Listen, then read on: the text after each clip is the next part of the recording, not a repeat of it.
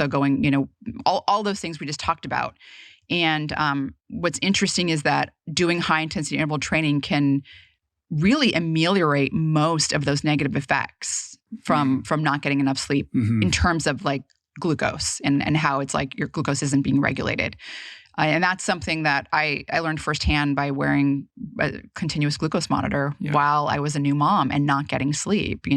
The first year I was a new mom, I mean, it was like I was appalled by what was happening to my glucose. Like the first month, I would say, when I wasn't exercising, it was like in a cave, and my blood glucose levels were looking pre-diabetic. I mean, it was like really crazy because I was eating healthy. I wasn't eating a bunch of processed foods. I wasn't eating a lot of highly refined sugars or anything like that. And that's what sort of instigated me to sort of look into the literature and go, what is going on? If you're getting, fragmented sleep, how is it causing diabetes? And sure enough, there's study after study after study. I mean, just endless data out there showing that it does. And then I came across some studies. What I started to do was spin class and noticed that it was totally better.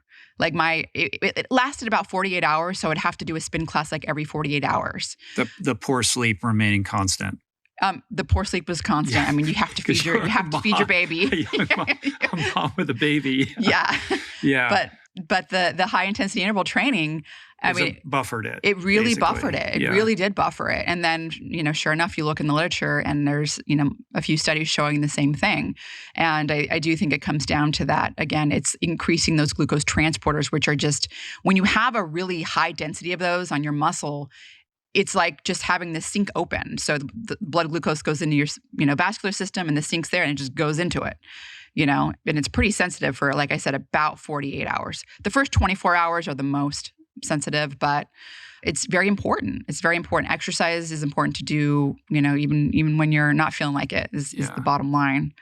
My experience wearing a continuous glucose monitor was similar. Like when I don't sleep well, I my levels are all over the place. Like it's crazy and it's immediate. Like you suddenly like are a different person in terms of your body's ability to